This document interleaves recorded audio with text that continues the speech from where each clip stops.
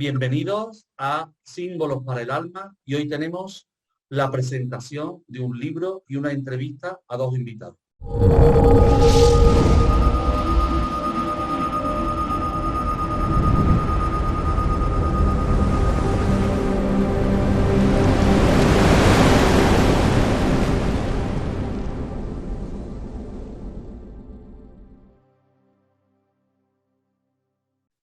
Nuestro tarot amado.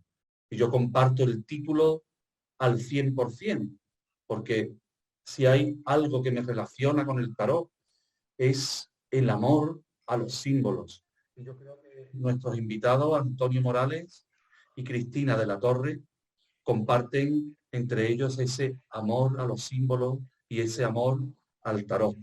Así que bienvenidos Antonio Morales y Cristina de la Torre.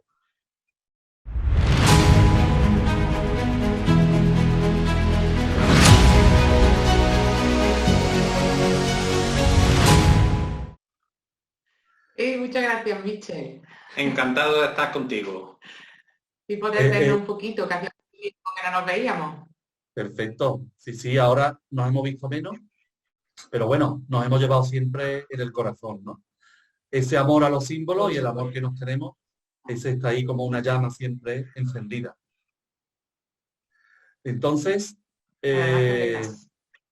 podemos empezar ya a ir entrando en estas preguntas.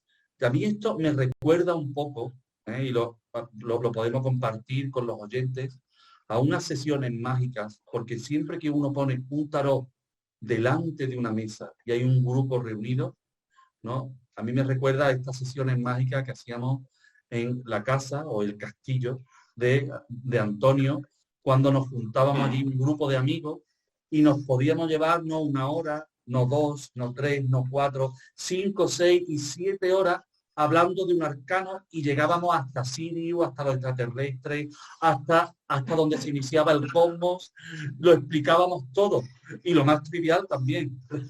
¿A que sí? Cierto. Que es verdad, tirado en el tatami, daba igual, en la mesa del salón, daba lo mismo. Donde fuera. Y daba igual coger nuestros arcanos mayores que los menores a investigar y a ver qué es lo que salía. El tarot era como la excusa o la máquina de pensar, ¿no? Como lo llama Alejandro Jodorowsky, me gusta esa definición, una de muchas, máquina de pensar. Tú pones una carta delante y ya empieza a pensar. Pensamiento más intuitivo, ¿no? Pero como que la mente se activa. Bueno, sí, antes de haceros preguntas sobre el libro específico, a mí me gustaría preguntaros cómo surge la idea de este libro, que he tenido el placer de prologar, ¿vale? Un prólogo precioso, así que se compre las personas el libro. ¿Se puede comprar dónde? En Amazon, ¿cierto? En Amazon. ¿Vale? Yo creo que lo más fácil para los oyentes es comprarlo en Amazon directamente, ¿no? Sí, es lo mejor.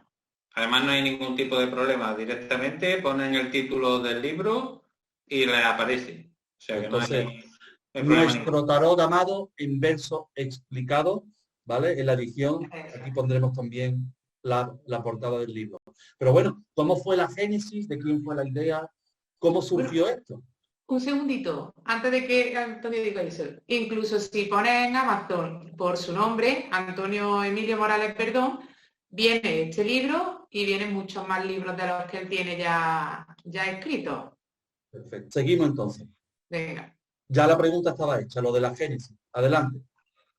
Pues la verdad es que la manera en que se me ocurrió esto es porque descubrí que el tarot lo encontramos explicado en muchos sitios, pero muy concreto, muy superficial, muy de manera lógica, se nos olvida el concepto simbólico. Y entonces yo dije, ¿cuál es la mejor manera de explicar un símbolo? Pues la mejor manera es entrar en la quinta dimensión. La quinta dimensión es la que realmente explica los símbolos. En la tercera que estamos nosotros, incluso en la cuarta, no se puede explicar bien. Entonces dije, ¿qué medio tenemos realmente para nosotros conectar con la quinta dimensión? Y dentro de los que vi posibles, para explicar el tarot, el que mejor encontré era hacerlo en verso, porque el verso da posibilidades de, a través de esa poética, de crear paráfrasis, que hacen que sea posible que nosotros entendamos cuestiones que normalmente no entenderíamos, porque nuestra mente entra en otro nivel. Entonces, busqué una manera de que eso pudiera ser factible, con versos cortitos, donde no hubiera mucha complicación, no hablando mucho de cada uno de los arcanos, sino lo justito, para que la mente no se desborde. Y esa fue la idea. Y después, pues, le solicité a Cristina que me colaborase, y ella accedió perfectamente a hacerlo. Entonces, ahí perfecto. Bueno, pues cuéntanos, Cristina, tu experiencia, ¿no? De esa colaboración. ¿Cómo te has sentido? A mí la verdad es que me enredó un poco, ¿sabes? Y además el primer arcano que me dio, que fue la luna, ¿sabes? Como que me dio miedo, ¿no? Porque dije, madre mía, ¿y ahora yo qué hablo de la luna, no? O sea, y me dio miedo, lo primero que me lo propusiera, ¿no? Porque no me lo esperaba. Y lo segundo, cómo enfrentarme a eso, ¿no? Y más en verso, porque dices tú, vamos a ver, esto yo no lo veo desde la escuela, ¿sabes?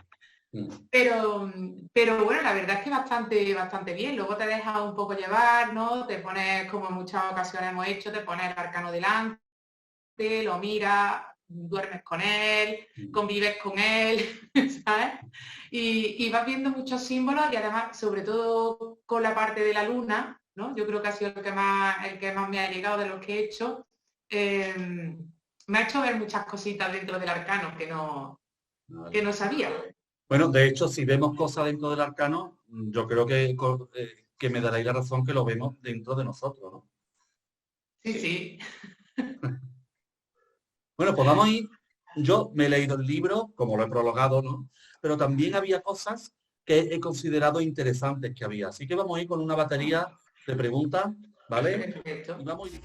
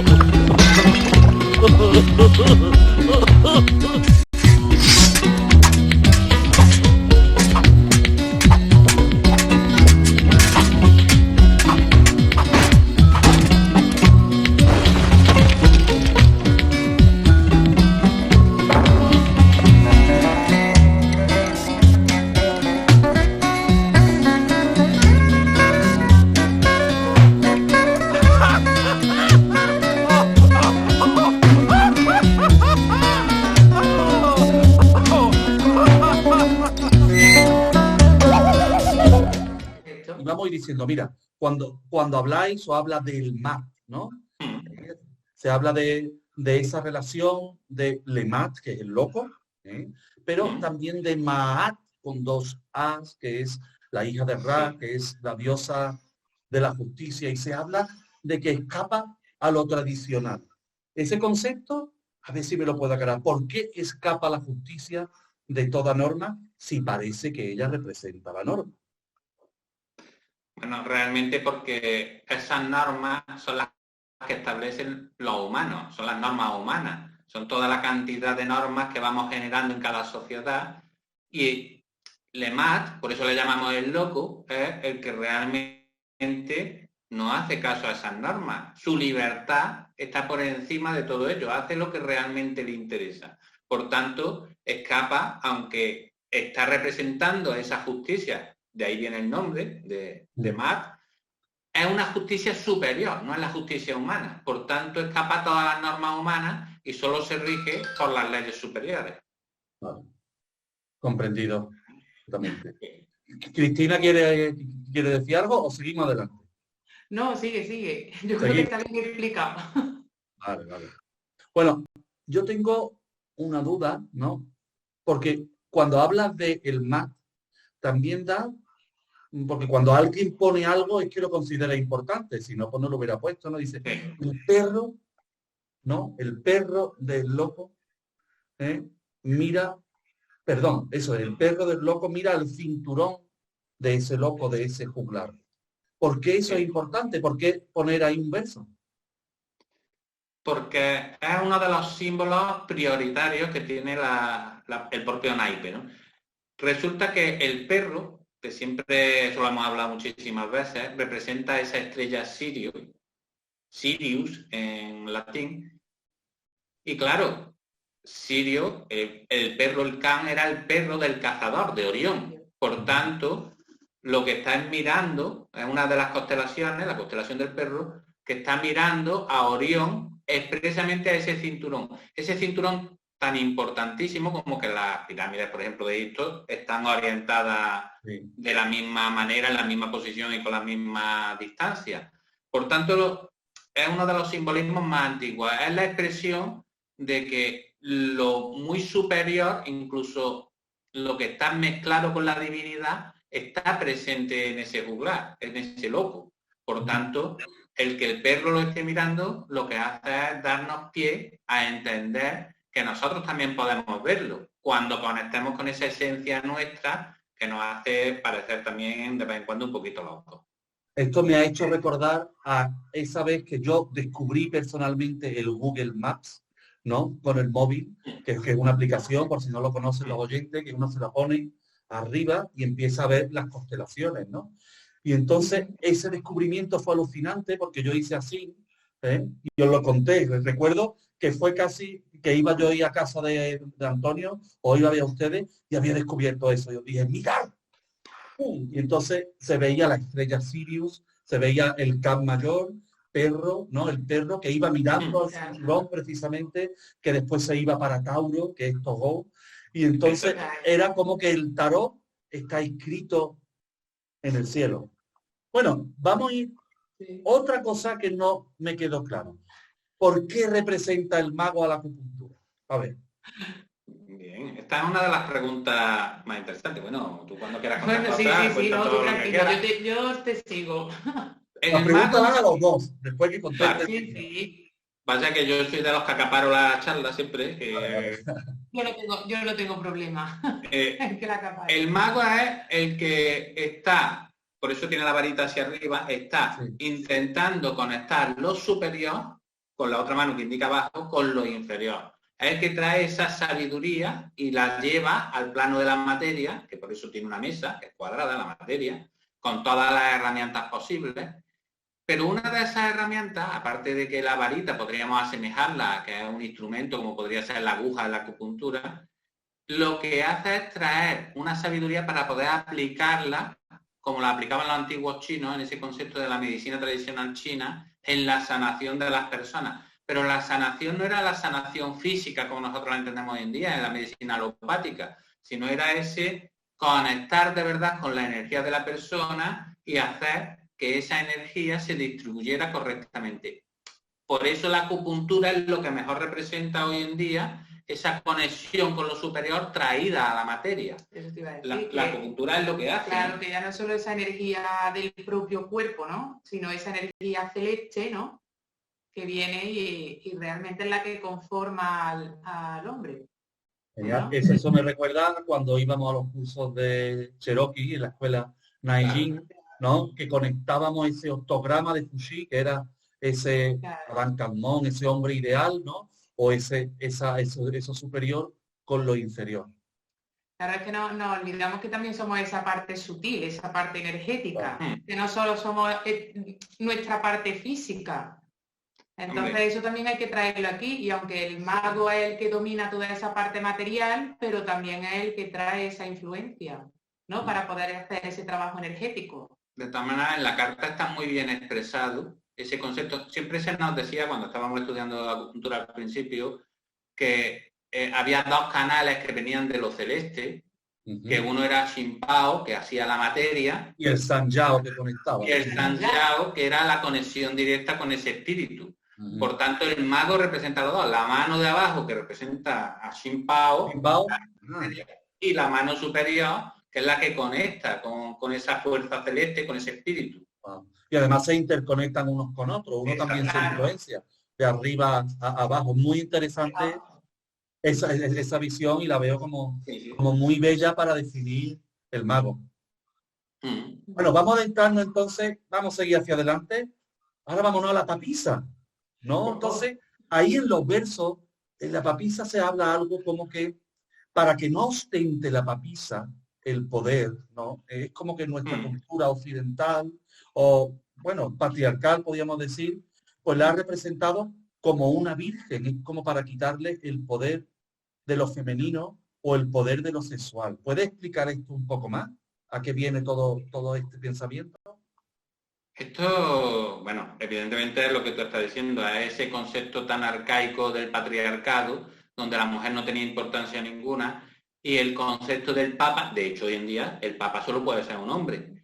Pero en la Edad Media hubo una época en que tomó mucho auge el poder de la mujer, quería alzarse, quería ser igual al hombre, y en ese momento lo que se creó un mito, que era la papisa Juana, que lo que hacía era considerar que hubo una mujer, de hecho realmente la hubo una mujer que fue papa, pero fue vestida como hombre y diciendo que era un hombre.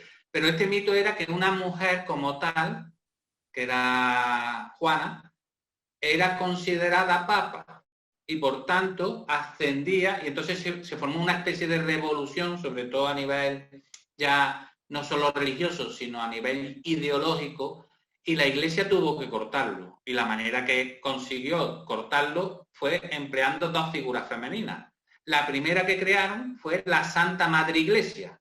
Crearon una figura femenina que era la propia Iglesia. La propia Iglesia era algo femenino, además, santa y madre. El concepto que tenían que tener. La mujer solo podía ser madre, por muy santa que fuera. Pero todavía la revolución estaba ahí, estaba tocando un poquito las narices a los jerarcas, y entonces dijeron, esto lo tenemos que elevar. Hay que buscar una diosa, pero claro, es una religión monoteísta. ¿Cómo buscamos una diosa? Solución, como esa parte de trilogía Padre, Hijo, Espíritu Santo, existían los tres, un solo Dios, pero en tres partes, pues dijeron, la solución, la madre de un Dios, y la madre de un Dios solo puede ser una diosa. Y ahí fue... Pero para que sea diosa no podía ser engendrado ese hijo de Dios nada más que por el propio Dios. Por tanto, elevaron a la categoría de diosa a la Virgen María, además se le acuñó ese término, virgen, porque si no fuera virgen no podría ser madre de Dios.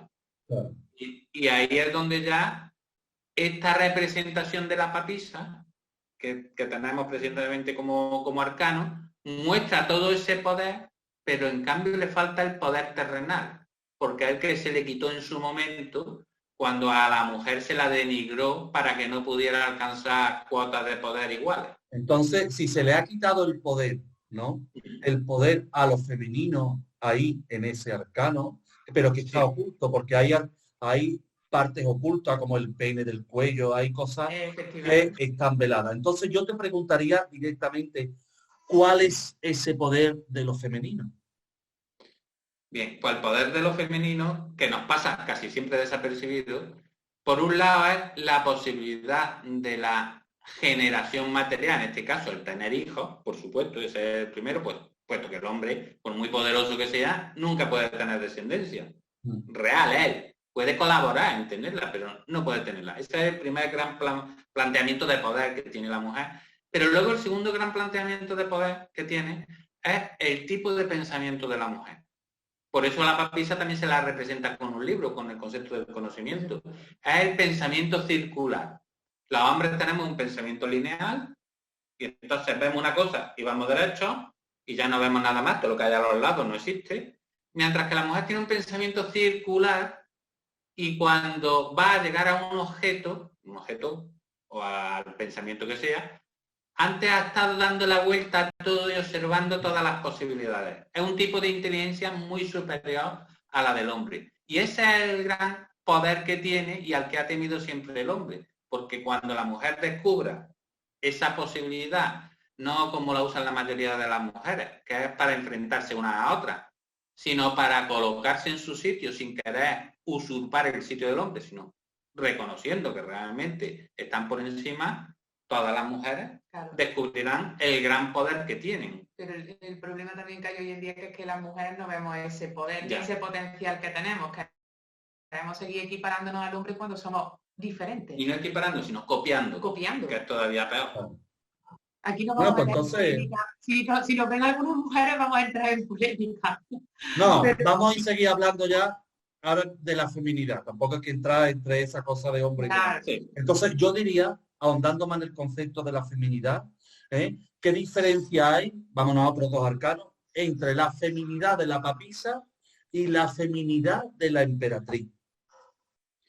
Hombre, diga. No, tú que eres mujer, empieza. Venga, dale. Claro. Una es como mucho más velada, ¿no? Está mucho más oculta esa papisa, ¿no? Mira un poco más en la distancia, tiene muchas más esas características internas de pensamiento, de reflexión, ¿no? Y ya la emperatriz es cuando ya esa mujer ha llegado a ese autoconocimiento, ¿no? Y ya llega y dice, no, pues yo soy esta. ¿Sabes? Ella... Cuando se muestra hacia afuera ya realmente. Cuando se muestra cuando realmente, lo expresa, ¿no? Claro, como es ya como mujer. ¿Sabes? Ya no necesita ese interiorizarse y ese mirarse y ese velarse, ¿no? Ya está segura de lo que es, de lo que siente, de lo que maneja, porque también la emperatriz, siendo el arcano número 3, esa creación material, ¿no? Hemos dicho que con la papisa había, ¿no?, esa posibilidad, ¿no? Y ya con la emperatriz ya la posibilidad está tangible, ¿no? Pues ahí ya es cuando se genera esa parte de la feminidad, esa parte femenina. Pero yo tengo que aportar algo más. Es verdad que la emperatriz representa la feminidad pura, pero pierde la sexualidad y la sensualidad. De hecho, solo se representa a una mujer embarazada. La emperatriz es una mujer embarazada, donde su único imperio, antes decíamos que había dos poderes, es ese poder de la maternidad, es lo único que se basa. Es una mujer joven, a diferencia de la papisa, que es una mujer madura, pues es una mujer joven que lo único importante es su fertilidad en esa etapa de la vida en la que puede ser madre. Pero no es importante toda esa sexualidad, mientras que, por ejemplo, la propia papisa, lo decíamos antes, ¿no? Ese pene que tiene enorme ahí colgado del cuello, implica que la sexualidad está muy presente en su vida, a pesar de ser la representación de una persona madura. Entonces, es verdad que la emperatriz no marca la sexualidad, sino marca ese poder solo de la maternidad, mientras que la papisa, aunque lo tiene muy oculto, lo que está marcando realmente es la propia sexualidad aparte de la maternidad. De hecho, se supone que la papisa no podría tener hijos, es una sacerdotisa. Esas sacerdotisas vestales que había, que eran vírgenes, que no podían tener ni siquiera, pero su sexualidad estaba vivida al 100%. Por tanto, son la contraposición de las dos. En una se ha quedado ya en esa parte que pueden comprobarse, ¿no?, de la emperatriz, de esta feminidad a través de la maternidad, y la otra es todo el resto de posibilidades. Genial. Entonces, vamos a ir siguiendo con la numerología. Yo sé que Antonio ha escrito un libro de numerología, ¿no?, que se llama, ¿cómo se llama el libro? Curso completo de numerología. Curso completo de numerología, que recordamos se puede adquirir en Amazon, ¿verdad? Eso es. Muy bien, pues ahí, como experto en numerología, yo te preguntaría ahora sobre la emperatriz y el emperador. En numerología se tiene entendido que los números impares son activos, masculinos, y los números pares, ¿no?, son más pasivos, femeninos. Entonces yo te preguntaría, el arcano 3, el número 3 es la emperatriz, es femenino, y el arcano 4 es el emperador, sería masculino, está como cruzado.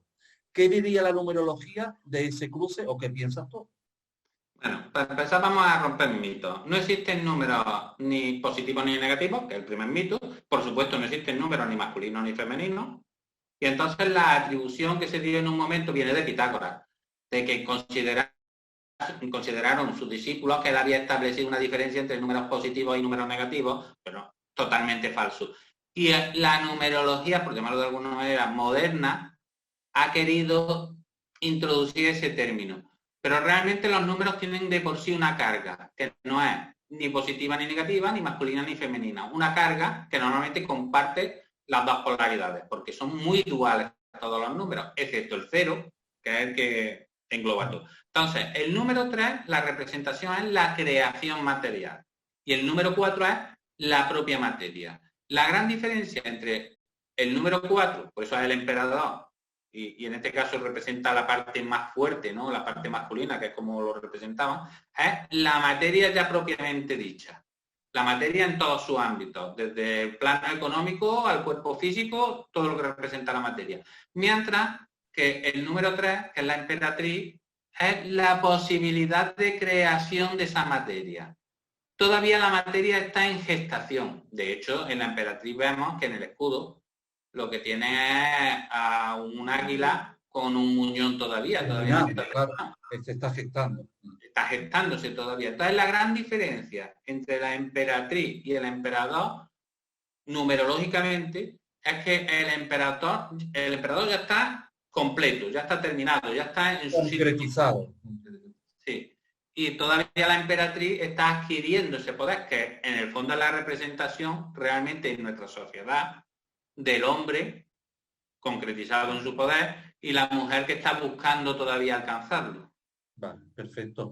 Y en el arcano 5, en el Papa, hablas de muchas cosas, pero de una es de un canal central. Tú hablas de las dos columnas, ¿no? Y ese canal central, ¿no?, ese punto medio, me imagino, ni en la columna del rigor de tradición masónica, ni de la misericordia. ¿Tú lo ves eso en el arcano? ¿Dónde está eso en el arcano, si está pictóricamente? ¿Y qué quieres decir con ese canal central? ¿A qué te refieres? Claro, realmente nos iríamos un poquito a dos conceptos. Primero el de la cábala, que en la cábala hay un canal central, que es el canal del equilibrio. Está el rigor y la misericordia. El rigor y la misericordia son un poquito los que representan dónde desciende el alma, por decirlo de alguna manera, y luego por dónde asciende, ¿no?, los procesos evolutivos y también los retornos, ¿no? Claro, lo evolutivo y lo involutivo que tienen a través del aprendizaje y la recreación en la materia. Pero hay un canal de equilibrio central en esa cábala que normalmente no se habla de él, que es la vía de los iniciados. Entonces, ¿dónde se observa esto en el naipe? Pues se observa primeramente en la propia figura del Papa. Si os fijáis, está entre medias de las dos columnas. Ese concepto del iniciado. Pero el iniciado no es un ser divino. De hecho, tiene las manos, son manos normales, encarnadas, y lo que lleva un guante azul, porque es que está asemejándose a esa divinidad, está intentando alcanzarla.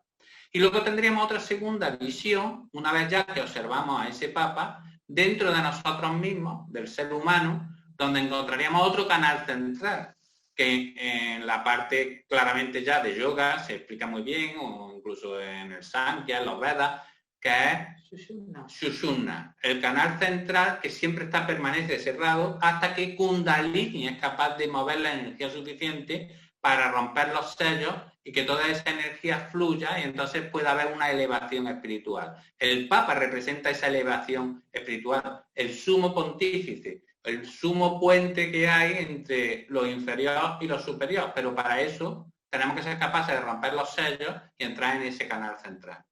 Muy bien. Vuestro libro se llama Nuestro Tarot Amado. Sí. ¿Bueno?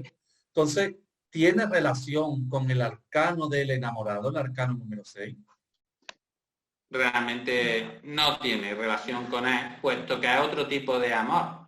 El enamorado es enamoramiento, es la parte mental, la parte de elección entre no lo que siento realmente, que sería el amor, sino lo que me permite esa posibilidad o esa visión en la vida, que es mi mente.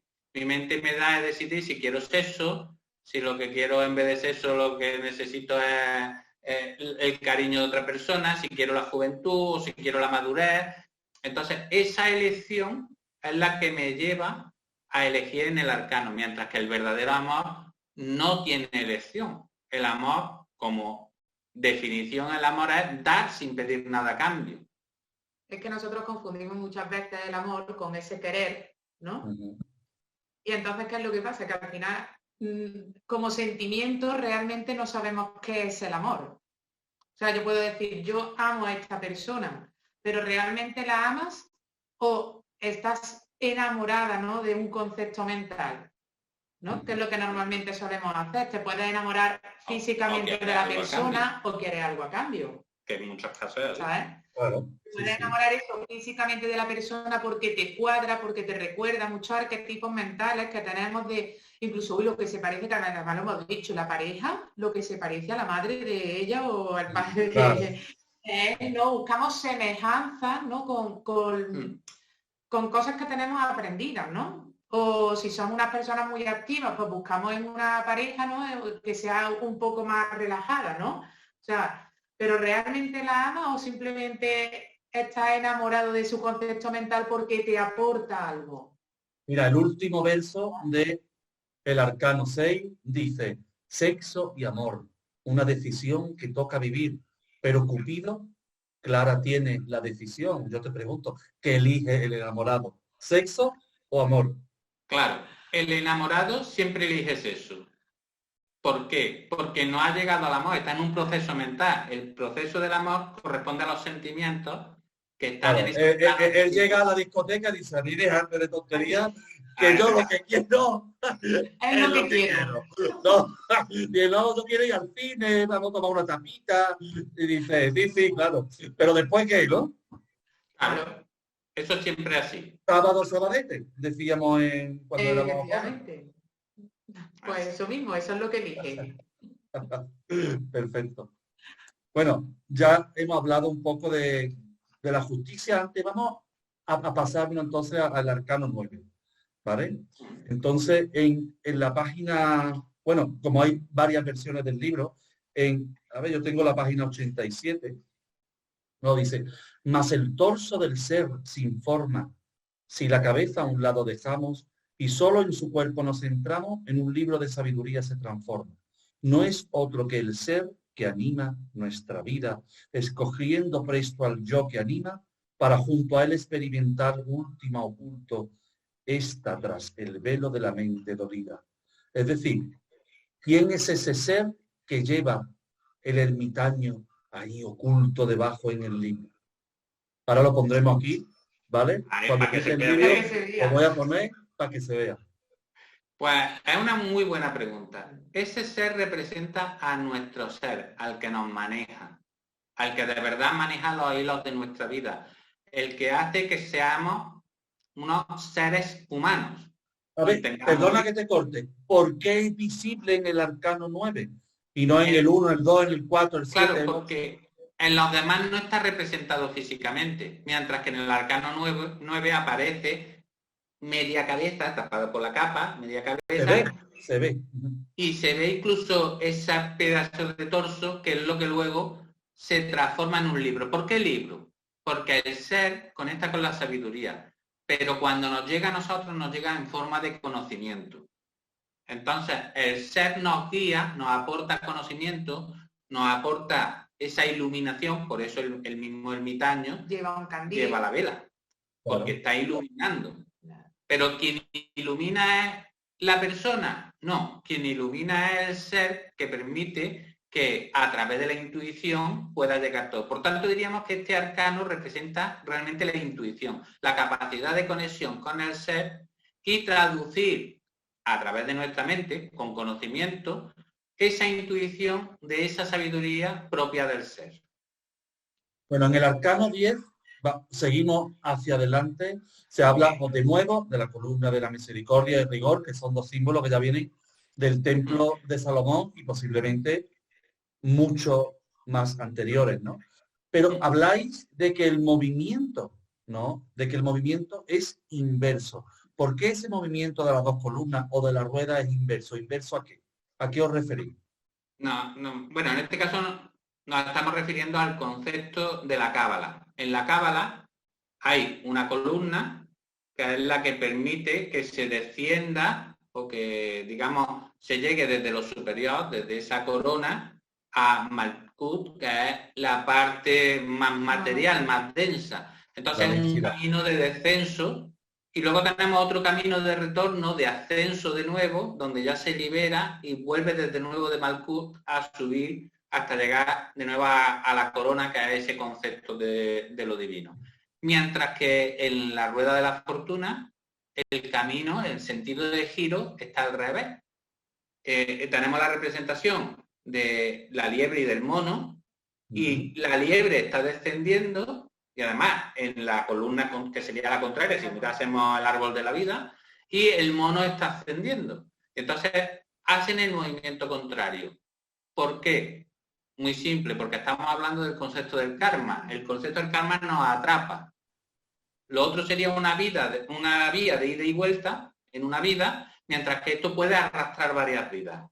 Estamos en un sentido no solo del momento, sino de ir arrastrando todo lo que tenemos a través de ese concepto del karma. Bueno, en el arcano 11 habláis de un concepto, la Eva mitocondrial, que la asociáis a la fuerza. A ver, explícate un poco más quién es esa Eva mitocondrial. Bien, primero tendríamos que saber lo que es la Eva mitocondrial, no sé si todo el mundo lo sabe, pero se supone que es la parte femenina de la que desciende todo. Sabéis siempre, ¿no? Evidentemente que hay dos partes de ADN que se mezclan, una masculina y otra femenina. Entonces, dentro de nuestra raza, vamos a concretarlo, dentro de nuestra raza hay una primera mujer que transmite su ADN, que es el concepto de la Eva mitocondrial. Que no quiere decir que sea la primera mujer de la raza, sino es la primera que hace que sea posible una transmisión generalizada de su ADN. Donde además no se tiene en cuenta el ADN del hombre, solo ese ADN femenino. ¿Por qué asemejamos a la fuerza con esta Eva mitocondrial? Porque podría ser con la Eva, claro, digamos, de la Biblia es la primera mujer, pero no era la Eva mitocondrial. Porque realmente la fuerza está representando todo ese sentido femenino transmitido y que ha hecho evolucionar a la raza humana. ¿A través de qué? Si nos fijamos en la propia carta, que no solo representa la sanación, que es una de las representaciones que tiene, sino además el control de los instintos. Si nosotros hubiéramos seguido basándonos en los instintos, hubiéramos estado todavía en la prehistoria defendiéndonos de los animales salvajes y cazando a otros para poder subsistir. Por tanto, esa Eva mitocondrial es la que nos permite una elevación tanto intelectual como espiritual para conectar con otros mundos superiores, que es la expresión clara, por eso lleva a la sanación y por eso está tan vinculada luego con todos los conceptos del espíritu. No sé si sabrás entendido. Sí, yo creo que... Qué extraño. Sí, no, pero es muy interesante porque también engloba y aglutina muchos otros conceptos que ya estaban dichos de otra manera en la fuerza. O sea que es un concepto, este sí parece, o yo lo veo como más genuino vuestro, ¿no? Una cosa que no se había leído antes. Y de todo, más o menos han dicho con otras palabras, lo de la Eva mitocondrial con la fuerza no lo había visto yo en ningún sitio. Claro. Bueno, vamos a seguir más. El colgado. Bueno, el colgado dice claramente un verso, ¿no? Que el colgado se corresponde con Anahata y se corresponde con los 5 sentimientos. ¿Por qué? ¿Y por qué son 5? ¿Por qué no hay 7? ¿Por qué no hay 2 sentimientos o 80.000 millones o infinitos sentimientos, ¿no? Y si esos sentimientos se ven en la carta en alguna manera, ¿cómo llegas tú a relacionar eso? ¿Qué vía intuitiva te ha llevado a decir todo esto? No, bueno, pero lo de los 5 sentimientos es que es un poquito complicado. Y además, bueno, 5, sobre todo porque la parte más en el humano, a lo que estamos tendientes son a lo que son las emociones. Ni siquiera los sentimientos pertenecen a esta parte humana. ¿Vale? Entonces, ¿por qué refleja esa parte del sentimiento? Porque el colgado ya empieza la parte de la iniciación, ya empieza a tener contacto con esa parte espiritual. De ahí que representa esa parte del sentimiento, porque el espíritu es el que representa esa parte de los sentimientos. También uno de los versos se habla de los 12 pétalos, ¿no? El arcano 12, y tiene Anahata, que sería la zona de... Efectivamente. Esa es la explicación un poco de por qué se vincula Anahata con el colgado. Porque dentro de ese concepto de los sentimientos que está representando, porque realmente el colgado representa al camino del iniciado. No al iniciado, sino al camino, la vía del iniciado. Y lo está representando, por eso en algunos tipos de tarot o en numerología, por ejemplo, se le define como el apostolado. Es decir, esa vía que tenemos de seguir a un maestro, normalmente maestro interior, algunas veces maestro exterior también, y eso se sigue porque hay algo dentro, en ese sentimiento, que te dice que es el camino a seguir. Entonces, cuando se mezcla con Anahata lo primero que vemos que es un chakra con 12 pétalos. Los 12 pétalos lo que representa es cada uno de los nadis que parten o que llegan a ese chakra, que además de esos 12 pétalos, hay 2 de ellos que están directamente conectados con Muladhara, que es la versión físico y espíritu, se mezclan los dos y lo que hace es dar la posibilidad al iniciado de encontrar realmente una vía de ascensión espiritual que le lleve a conocer todo ese otro mundo no material y que está representado plenamente en el colgado. De hecho, el colgado, la representación que tenemos nosotros no es un colgado del cuello, es un colgado de una pierna, que es un rito que se usaba en América hace mucho antes del descubrimiento de América. Lo estaban haciendo, no vamos a poner que siempre estamos con la cosa de si hacía posterior fue por el cristianismo, pues no.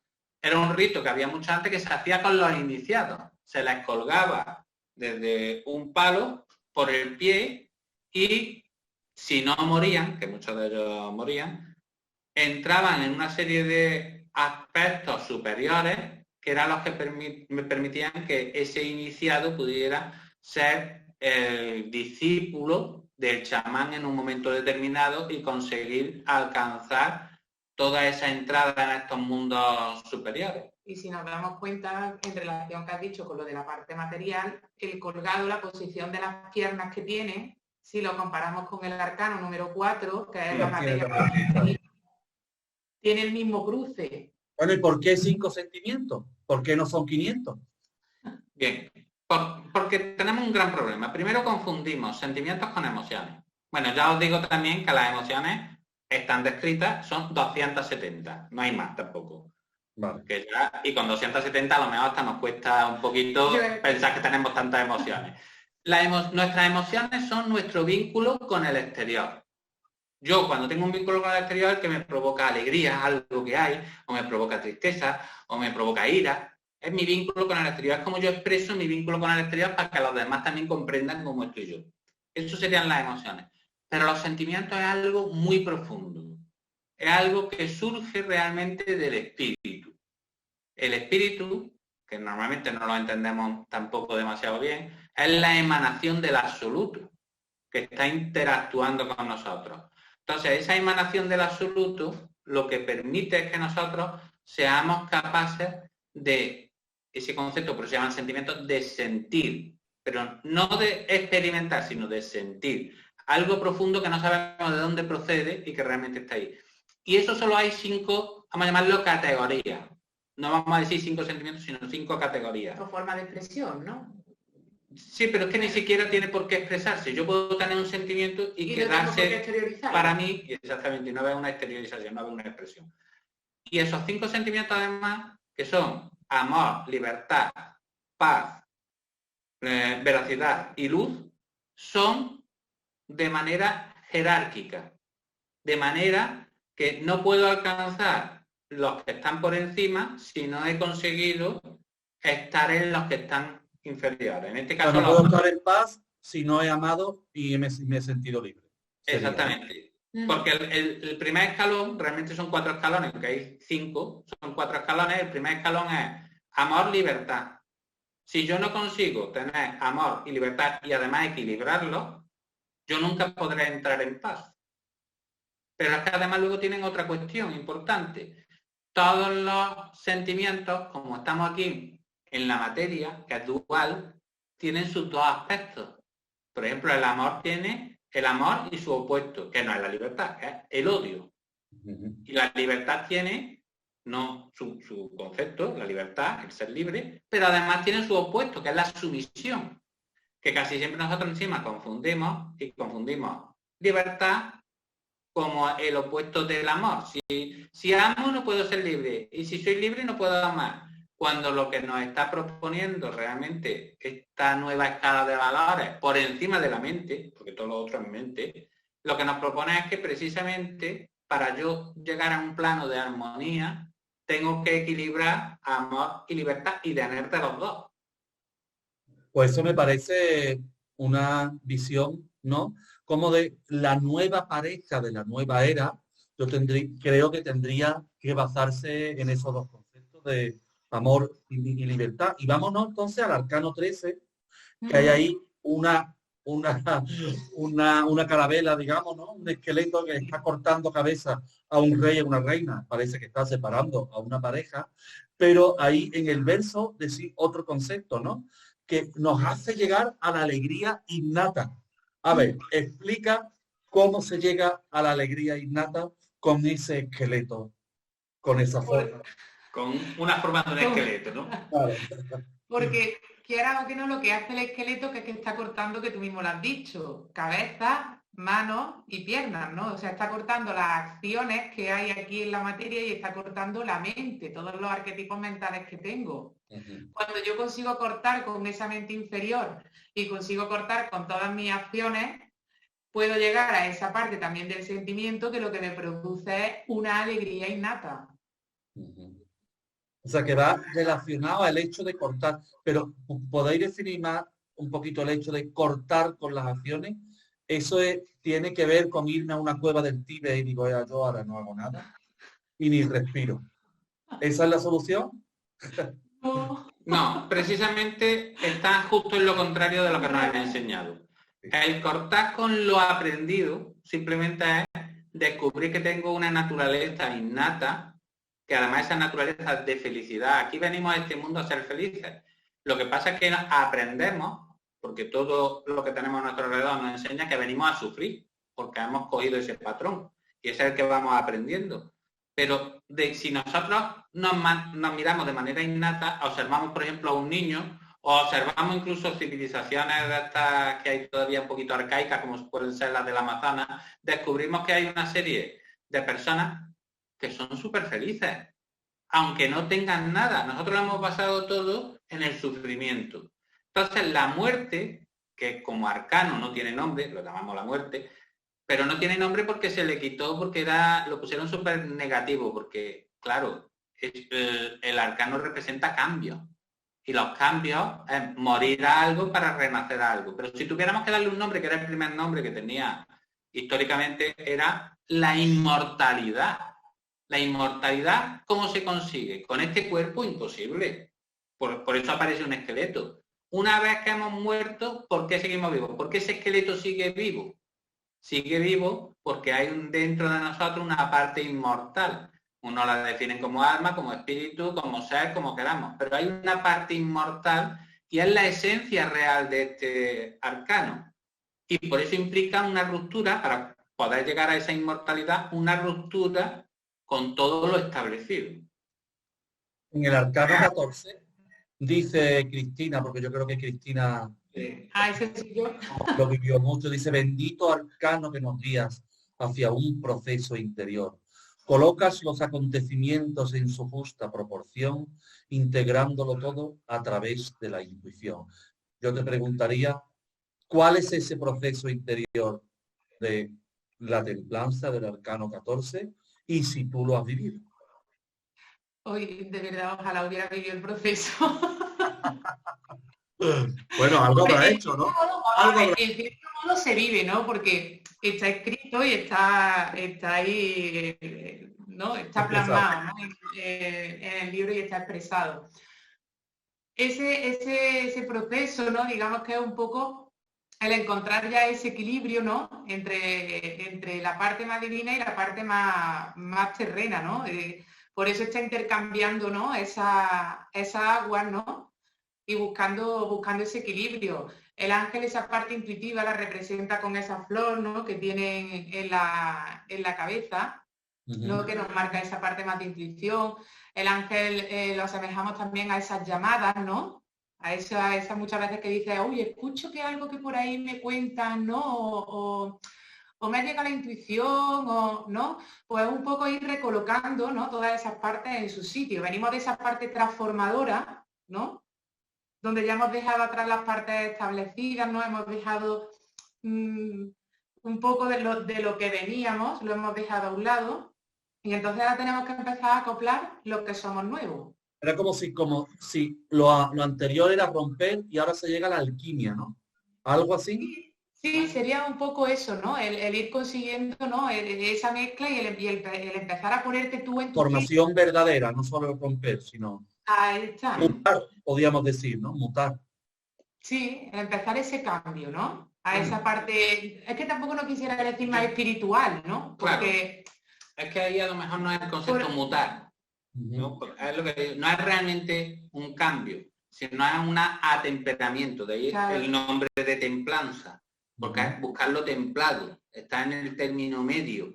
No es de lo que vengo, pero tampoco todavía estoy en el proceso, todavía no he llegado más. Estoy ahí. Algo así como templar es también cuando se templa una espada, ¿no?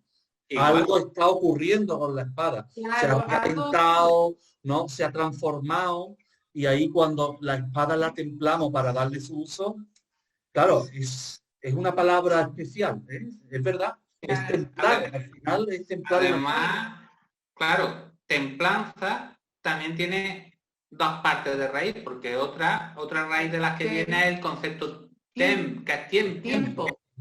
Por tanto, lo que nos enseña también es que todo hay que madurarlo con tiempo. No hay nada que de golpe se pueda conseguir. En el arcano 13 parece que es algo rotundo. Venga, cortamos y ya está. Parece que yo corto las cabezas, corto con las relaciones, ya está. No, después tengo que templar eso y hacer eso. Luego surge esa templanza, ¿no? Ese tiempo, esa maduración, ya al empezar a escuchar, ¿no? A esa parte un poco más interna, ¿no? Dejarte un poco llevar. El concepto es hermoso, ¿eh? El concepto de templar. Y lo de la espada se me viene ahora también, que en la mente, ¿no? No basta con quitar un esquema mental, sino después requiere el tiempo de templarlo. Claro. Yo creo que va por ahí la cosa. Ahora yo le voy a preguntar a Antonio sobre el diablo. Que una carta que va mucho con él, no es broma, es broma. Bueno, viene de azul como el diablo. Va de azul, digo, venga, le vamos a preguntar, ¿de qué se burla el diablo? Bueno, realmente se burla de ti, es decir, se burla de todos nosotros. ¿De qué se burla? De que nos está proporcionando la libertad y todos tenemos miedo a cogerla. Nadie queremos ser libres. Eso me recuerda al libro este muy famoso, que lo conoceréis casi todos, de Erich Fromm, El miedo a la libertad. Resulta que tenemos miedo a ser libres. Y precisamente el diablo se burla de eso. Os estoy ofertando ser libres y no lo al revés. estoy contando. Y no al revés. Bueno, y tú hablas de otro concepto, ¿no? En varias partes del verso y del poema de Melarcano, dice que es un símbolo claro del guardián, que es el dragón. Entonces yo te preguntaría, ¿quién es el guardián? ¿Qué es el guardián? ¿Qué simboliza el dragón? Y además habla ya al final, casi desde los versos, que el dragón es libertad, pero también es pasión, e incluso lo relaciona con Sion. Así que, venga, todos estos conceptos, vamos a ver cómo los defienden. Bueno, vamos a remitirnos un poquito a los conceptos. El concepto de dragón que tenemos nosotros ha venido muy matizado, pero si nos vamos a los orígenes, el dragón era Draco, que era el vigilante, el guardián. ¿Qué se encargaba de custodiar? Custodiaba a la propia raza humana. Por tanto, es el guardián de la raza humana, ese dragón. Y ahora tenemos que ir remontándonos. ¿Qué pasa? Que en un momento dado, como proponía la libertad, se empezó a identificar al dragón con el diablo. De ahí que luego la figura que tenemos es el diablo. Pero realmente es el guardián, ese guardián de la libertad, de la libertad, que es el libre albedrío realmente que debería tener la raza humana. Y todo esto va enlazando poquito a poco. ¿Quién es ese guardián? Pues ese guardián no es el concepto que nosotros tenemos hoy en día del diablo, sino precisamente es el del conseguidor de nuestra felicidad, de que seamos nosotros mismos. Entonces tenemos que alejarnos un poquito de ese concepto de diablo, que era lo que nos mostraban los italianos, pero no es lo que hemos, digamos, asociado ahora, sobre todo con la religión cristiana, sino es el concepto de ese guardián que nos protege. Y por eso luego está un poco relacionado. En el último verso dices tú, la figura mayor al dragón representa. El conjunto de libertad y pasión la convierten en el símbolo de Sion. El guardián de los secretos quizás no mienta. ¿Por qué es libertad y pasión? Libertad ya lo has explicado. ¿Qué tiene que ver la libertad con la pasión? ¿Y qué es Sion? Bien, vamos a empezar por Sion, ¿no? Sion realmente representa la tierra prometida. Voy a remontarme un poquito a la Biblia para que lo entendamos bien, porque la tierra prometida no es que nos vayan a dar aquí una parcelita al lado, ¿no? Claro. La tierra prometida es esa elevación espiritual que Moisés se le negó. O sea, Moisés fue uno de los grandes profetas y de esos iniciados que llegaron en un momento, pero no estaba al nivel siquiera de conectar con su propio ser, a ese nivel de fusionarse con él. Entonces, la tierra prometida es cuando alcanzamos desde lo humano esa potencialidad de llegar a lo más elevado, que es la conexión con nuestro ser. Sabiendo ya lo que es Sion, para alcanzar Sion, lo humano necesita dos cuestiones fundamentales. Una, evidentemente la libertad, ya lo hemos dicho. Si yo no tengo esa libertad de elección, ya no puedo hacer nada más. Pero la siguiente es la pasión. Pero la pasión bien entendida, no la pasión como sufrimiento, que es como nos la han vendido nosotros, la pasión de Cristo. La pasión de Cristo, claro. No, sino el concepto de pasión, algo que hacemos vehementemente siguiendo a alguien o a una cosa. Que me apasiona, ¿no? Lo que me apasiona. El concepto ese que yo definí en uno de los vídeos hace tiempo del canal, definía Karuna como eso, ¿no? Compasión. Vivir apasionadamente, eso me da la compasión porque amo a los demás. Amo lo que amo. Ese concepto, con pasión. Pues esto mismo es lo que expresa realmente el diablo. El diablo nos dice que tenemos que ser libres y luego experimentar todo con pasión, porque si no, de hecho en el mismo arcano tenemos ahí dibujados a dos diablillos semi-animales, vamos a llamarlo así. ¿Por qué semi-animales? Porque están todavía anclados en toda la materia, en lo instintivo, en la parte inferior, no tienen libertad. Y entonces están anclados, sujetos por el cuello, que realmente no deberían, ¿por qué? Pero si tuvieran pasión suficiente se quitarían su atadura y serían libres y podrían alcanzar lo que realmente quieren, que es igualar a ese dragón, a ese vigilante. Entonces nosotros seríamos vigilantes de los que están por debajo nuestra, pero no seríamos en este caso los vigilados. Ya entraríamos en esa tierra de Sion, en esa tierra prometida. Bueno, en esa libertad, cuando ya llegamos a la casa de Dios, llamada la torre en algunos tarot. En un verso decís que tiene mucha relación con el sexo y la sexualidad. ¿Por qué? Pues, es por todo. Porque el sexo proporciona libertad, quizás, ¿no? Claro. Eso ya sabemos que está muy vinculado, pero además el dibujo de la carta es, claro, una torre, por eso se le llama la torre, pero una torre que ya, además, antes de que lleguemos ahí, la propia torre ya está representando algo erecto, que representa a esa erección de un falo. ¿Qué implica eso? Evidentemente, sexo y sexualidad, pero además está abierto, ¿no? Tienes como se abre la torre y sale algo de esa torre. En otra se pinta como un rayo que la rompe. Claro. Por eso tienes dos vertientes. Una es la fragilidad humana, que la fragilidad humana viene por el sexo. Claro. Normalmente el ser humano está dominado por el sexo y cuando una persona emplea el sexo puede dominar a otra. Y luego está la parte de la felicidad, porque el sexo lo que busca también, y esa sexualidad, busca esa elevación también. Sexo viene de seis, unión del cuerpo físico, emocional y mental de la persona con físico, mental y emocional de la otra persona. Esos tres cuerpos que se unen con los otros tres cuerpos provocan realmente el sexo, el verdadero sexo, que lo que hace es que llegamos al éxtasis realmente, que es ese gozo de los budistas y que lo que permite es la máxima felicidad. Por tanto, claro, yo creo que podríamos ir entonces a esos dos conceptos, ¿no? El sexo, por tanto, o me esclaviza o me hace libre, ¿no? Claro. Sí. Y fíjate la respuesta tuya al arcano número 6. ¿A qué es lo que elegía el enamorado? A ver cómo que elegí. Además, el 6 está relacionado como grado 6 con el 16. Entonces ya podemos ahondar, pero vamos a seguir adelante porque esto me suena a una conversación hasta las 6 de la mañana de las que estamos acostumbrados, ¿vale? Y yo creo que para un vídeo, para nuestros oyentes, no vamos a avanzar, pero bueno, ya sabemos que el 6 y el 16 están relacionados por todas estas cosas y eso para el próximo libro. Vámonos al arcano 17, vámonos uno más, ¿vale? Porque la esperanza de la estrella es fingida. Habla ese concepto. E incluso se habla de la estrella de Belén. No sé si tiene relación. ¿Por qué? Sí. Bueno, no te dejo hablar nada. Cuenta cosita. Tú sigue a tu ritmo. El concepto de la estrella, normalmente, de hecho, en otros taraos también se le llama la esperanza.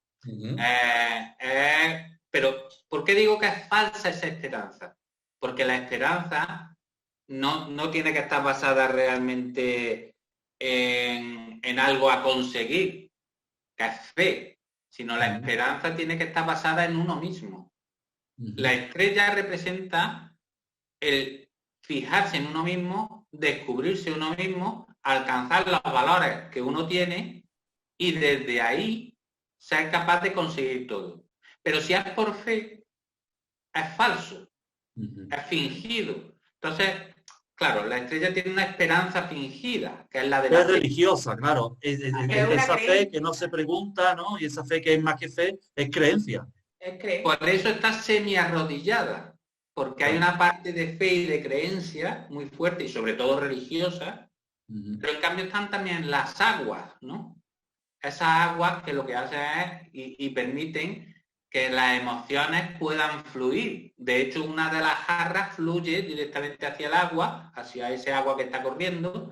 Entonces esas emociones son las libres, pero la otra no fluye realmente. La otra está estancada. Es un agua que es la emoción que se nos queda atrapada, puesto que las religiones son creencias con un montón de dogmas y con un montón de normas y nos estancan. Entonces, la esperanza siempre es posterior a esta vida. Es lo que puedo conseguir después. Mientras que la estrella nos está diciendo lo que ya puedo conseguir ahora. Lo que ya está brotando, lo que ya brota en mí, todas las posibilidades que ya tengo. Por eso la estrella de Belén. La estrella de Belén era una guía. La guía que llevaba a esos reyes magos, esos magos... Algo que ya estaba manifestado incluso, ¿no? Exactamente. Ya estaba ahí y ellos sabían que ya estaba, pero les faltaba algo para poder llegar. Y esa guía, que es la que nos pasa, lo que nos pasa a nosotros muchas veces. Nosotros ya estamos ahí, pero hay algo que nos falta. No, no lo creemos del todo, ¿no? No es, entonces es tener la fe en que esa posibilidad está. Bueno, Cristina, Dime. ¿cómo definió Platón, no? Tú ahora vámonos con el arcano de la luna. Eso te ha encantado. Que hable un poquito la luna, que la luna es la representación de lo femenino, pues no le vamos a preguntar a Antonio, le tenemos que preguntar a Cristina, ¿no? Que es lo femenino. Claro, entonces, ¿cómo definió Platón a la luna? Tú hablas ahí como de eterno retorno y lo relaciona con Platón. A ver, explícanos esto. Mira, lo relaciona a través del Timeo. No sé si alguna vez habéis leído el Timeo. Claro, uno de los diálogos. Uno de los diálogos está el Timeo, está el Critias, ¿no? Claro. En el Timeo se habla de la Atlántida, creo también. Creo que ahí es la cita de la Atlántida. Efectivamente. Está en el Timeo y después en el Critias también. Sí.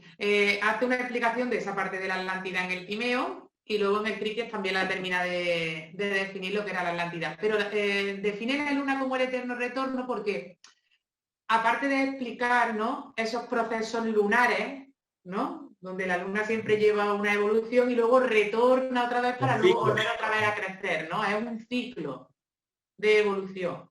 Por eso es el eterno retorno. Aparte luego ahí ya nos podemos meter un poquito más en follón, ¿no? La parte profunda. En una parte un poquito más profunda. Vamos a lo profundo. Claro. Y decir que esa parte del ser, ¿no?, cuando explican, cuando muere la parte física, ¿no?, digamos que ese ser se queda en una espera, ¿no?, para volver otra vez a encarnar en un cuerpo, en un concepto que es el sublunar, ¿no? Claro. Y un concepto típico del esoterismo occidental, el sublunar. Sí. Entonces ese concepto, ¿no?, del eterno retorno, ahí es donde vamos a estar esperándonos en esa parte lunar para poder volver otra vez a regresar a una nueva vida. Tú hablas también de la luna como Lilith, ¿no? ¿Qué simboliza Lilith? ¿Qué relación tiene Lilith con la luna? Porque Lilith es lo femenino, lo puramente femenino. A ver, explícanos a los oyentes, ¿qué es Lilith? Lilith, bueno, a Lilith la pone muchas veces también como la diosa negra, ¿no? Digamos que la nombran también como la primera mujer de Adán, ¿no? Sí. Y ella antes de Eva, anterior a Eva. Anterior a Eva, y fue desterrada, ¿no?, de esa parte de estar con Adán. Pues eso es Lilith. La historia, no, ya no hablaron más de ella. No, sí, porque además era la parte más instintiva, la parte más pura. ¿Sabes? Por eso es Lilith, ¿no? Era esa parte, digamos, como... si además os dais cuenta que el arcano está en la parte de la luna, pero también está representado el sol, ¿no? Entonces esa luna, esa Lilith, lo que hacía era ocultar ese sol, ¿no? En el esoterismo gnóstico se dice que la luna vela al sol.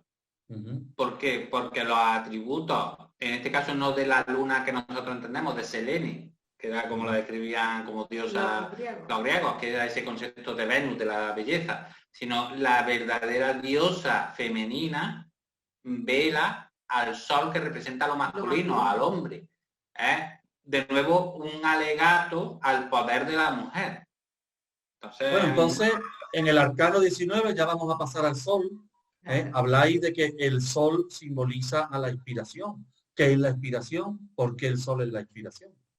Bien, la inspiración, para entenderlo bien, la inspiración es la conexión que tenemos con nuestro ser y la transmisión de esa sabiduría directa a nuestra mente inferior, que la transforma a través de la lógica en algo utilizable. ¿Por qué se asocia con el sol? Porque tenemos que remontarnos a los egipcios, bueno, muy anterior a los egipcios, pero a los egipcios, cuando definían a Ra.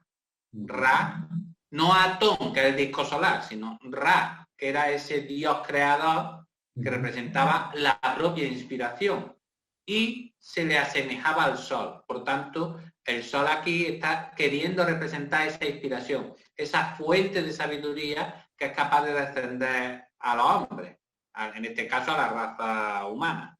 En uno de los versos habla mucho de las gotas, esas gotas, ¿no? Que ascienden o descienden, no sabemos, ya nos contará cuál es tu visión, en qué se diferencian esas gotas de la luna de las del sol.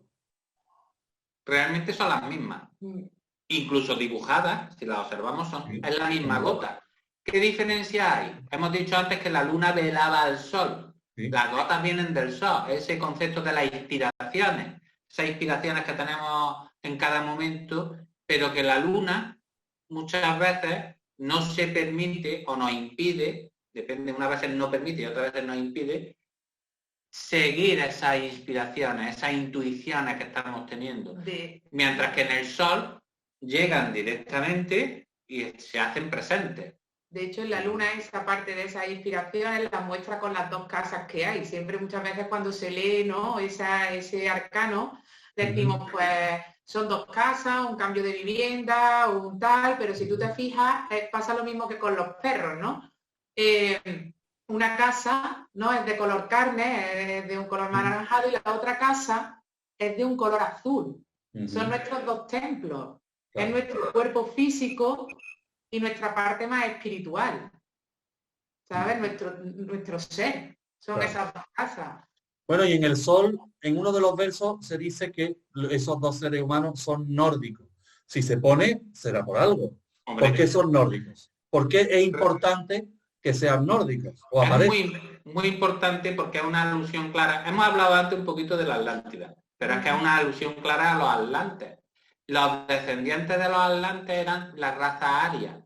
Los últimos que quedaron como descendientes de esa raza blanca, había 4 razas en la Atlántida, pues una de ellas, la blanca, que fue la que al final quedó, fueron unos descendientes que eran los arios, que evidentemente no tienen ya que ver con lo que a nosotros nos ha llegado, pero sí que todavía tienen una serie de rasgos que nos los recuerdan, porque eran de pelo blanco, ojos muy azules, entonces nos recuerdan a esa raza atlante que está muy reflejada también, si os fijáis, hay una islita en la carta. Sí, hay una isla blanca debajo.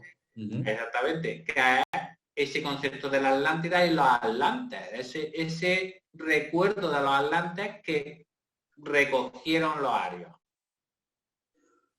¿Por qué el juicio, el arcano 20, representa el autoconocimiento? Eso lo decía en uno de los versos. Sí, porque sin ese autoconocimiento no podríamos renacer. O sea, si se da cuenta el oyente, el arcano justo en el centro tiene un ser de color azul, ¿no? Ahora lo vamos a poner aquí, saliendo ese ser. Saliendo el arcano. Para que se vea bien. Para que se vea. Sale ese ser azul, ¿no? Así como de la tierra, como de una tumba, ¿no? Y ese resurgir, ¿no? Ese volver a nacer, ¿no? Después de un juicio, después de algo que hemos hecho aquí en la materia, ¿no? Y entonces, si no hay autoconocimiento, yo no puedo resurgir, yo tengo que volver a conocerme. O sea, si Cristina como Cristina tuviera que volver a resurgir, ¿no? Bueno, aparte de que ya no sería Cristina, ¿no? Pero ya tendría autoconocimiento de sí misma. Conocerte como la nueva Cristina que ha nacido. Claro, como la Cristina propia, como la esencia, no como la Cristina aprendida.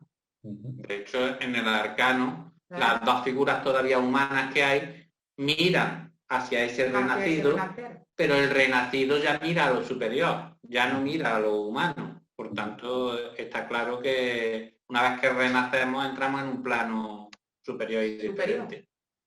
Bueno, vamos a ir terminando ya. Yo creo que llevamos como 1 hora y hemos llegado al arcano 21. Ya hemos hecho los 22. ¿Qué es la corona de los magos? Porque se habla en el arcano del mundo del concepto de la corona de los magos. A ver, ¿podéis explicar eso? Sí. El laurel. Está representado por ese laurel que incluso llevaban los emperadores. Que la hornacina, sí, de forma almendrada, ¿no? Claro, realmente la corona de los magos lo que hace alusión es a todos los conocimientos esotéricos. El que es capaz de acaparar esos conocimientos esotéricos y tenerlos para luego darlo o no darlo, ya depende de cada persona. Pero el que posee todos los conocimientos esotéricos se dice que tiene la corona de los magos, el que es capaz de saber absolutamente todo, tanto presente, pasado y futuro, y tener todos los medios para conseguir lo que desea. En un verso posterior habláis de que el 21 simboliza a los patriarcas. Sí. ¿Por qué? Esto está relacionado mucho ya con la Cábala, con el proceso de los padres de la nación hebrea, que sabemos que había 12 tribus, pero había 12 tribus, pero había 21 patriarcas, porque esos patriarcas eran los que elevaron la condición de los hebreos a ese punto de ser el pueblo elegido. Por lo tanto, ese 21 como número, que en numerología, que es donde mejor se explica, es la transmutación, la capacidad de cambiar algo, ese buscar, por ejemplo, Moisés la tierra prometida, pues lo que considera es un plano donde estamos en la materia, pero tenemos posibilidad de alcanzar algo más. ¿Y cómo alcanzamos ese algo más? Y volvemos al número 12, que en este caso el 21 es la inversión. Su espejo, claro. Claro, el número 12, ese apostolado, ese, ¿no? La representación del colgado, de ese seguimiento, y esas 12 tribus es la expresión que tenían los patriarcas ya llevada a la materia para poder llevar cada uno de los aspectos de la raza humana a buen fin. Entonces, bueno, ahora no vamos a entrar en definir cada uno de los aspectos y todo, porque si no nos tiramos otras 3 horas más, pero era ese concepto de esos líderes que estaban basados en ese proceso, ¿no? Ese patriarcado, ¿no? Se habla también en uno de los versos de que el arcano 21 del mundo es la raíz del árbol de la vida. ¿Qué significa que es la raíz? Claro, la raíz es lo que se hunde en la tierra, lo que soporta, lo que realmente mantiene ahí ese árbol. El árbol de la vida, que es ese árbol sefirótico, tiene una raíz, que es Malkut, la materia. Pero la materia en sí sola no se puede sustentar. Necesitamos, para sustentar esas raíces, que nosotros por asociación diríamos, claro, la propia tierra es lo que sustenta las raíces. Justamente lo contrario.